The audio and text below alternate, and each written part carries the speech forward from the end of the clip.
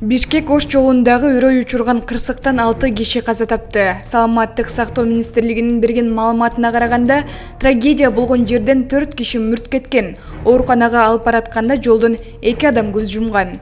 Бүгүн таңга жук Mercedes-Benz менен Toyota Alfa тонналары кайгышкан. Ооруканага 8 киши түшкөн. Министрлик 2 автоунаада баш аягы 14 киши болгонун, алардын ичинде 4-өө 10 жашка чыгайлык балдар экенин билдирди. Ош Бишкек трассасында баштан мындай уктап анан жайыраак айдасаңар канча кишинин убалына калып атасыңар. Карачы, канча кишинин өмүрүн алдыңар.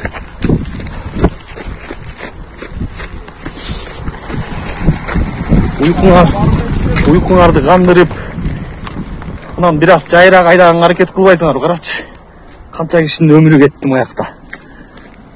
Бүт больницага салдык. Өлгөндөрү жатат азыр, калгандарын бүт больницага салдык.